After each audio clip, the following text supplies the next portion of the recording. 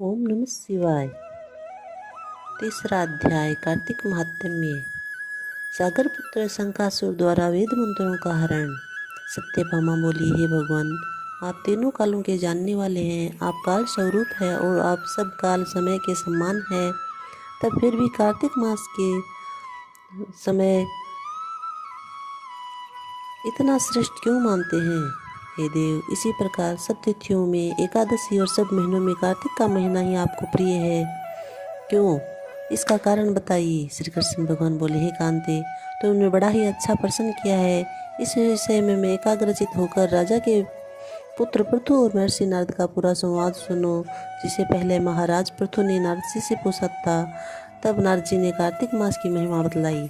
नारद जी बोले, पहले समय में सागर का पुत्र शंखासुर नामक का राक्षस त्रिलोकी को मत डालने वाला महाप्रक्रमी पैदा हुआ था।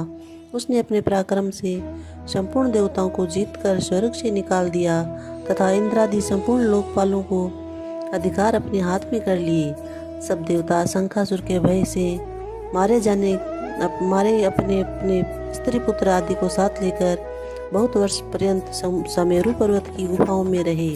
तब शंखासुर ने विचार किया कि मैंने देवताओं को जीत लिया है, परंतु वे अब भी बहुत बलवान मालूम होते हैं। हाँ, अब मैंने जान लिया है कि वे सब वेद मंत्रों से युक्त है, इसी से वे बलवान हैं। अतः उनके वेद मंत्रों का हरण कर लिया जाए तो वे सब स्वयं ही बलहीन हो जाएंगे। ऐसा सोचकर शंखासुर सत्यलोक में गया, जहाँ भगवान उस समय सोए हुए थे। उसके मन में चोरी की इच्छा थी।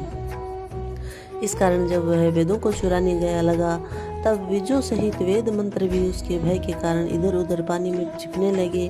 तब शंखासुर उन्हें खोजता हुआ समुद्र के अंदर विचरने लगा, परंतु उसे वेद मंत्र इकट्ठे नहीं मिले। उधर ब्रह्मा जी सब पूजन सामग्री लेकर सब देवताओं के साथ बैकुंठ लोक में भगवान विष्णु की शरण में गए।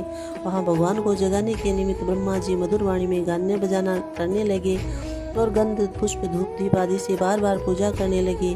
उनकी पूजा से संतुष्ट होकर भगवान ने नेत्र खोले। तब सब देवताओं ने सहस्त्र सूर्य के समान कांति वाले विष्णु भगवान के दर्शन किए। तत्पश्चात सब देवताओं ने षोडशोपचार से पूजा की, साष्टांग दंडवत किया और पृथ्वी पर गिर पड़े।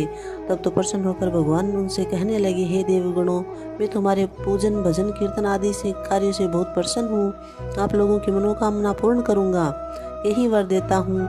और आश्विन शुक्ल पक्ष की एकादशी से लेकर देवठनी एकादशी तक जो भी मनुष्य ब्रह्म मुहूर्त में प्रातःकाल तुम्हारी तरह मेरा भजन कीर्तन तथा पूजन करेंगे, वे सब मुझे प्यारे होंगे और मुझे प्राप्त कर लेंगे। अर्घ्य आचमन आदि जो सामग्री और पूजा सामान तुम मेरे निमित्त लाए हो, वह अनंत गुणकारी होकर तुम्हारे लिए उत्तम फलदायी होंगे। तुम्हारे यहाँ हमको सब बातें ज्ञात हो गई है। शंखासुर जिन वेदों को हर कर ले गया है, वे सब शंखासुर अब अभी जल में ही स्थिर है, इसलिए मैं शंखासुर को मारकर वेदों को ले आऊँगा। अब से लेकर बीज मंत्र समेत सब वेद प्रतिवर्ष कार्तिक के महीने में सदा जल में निवास करेंगे।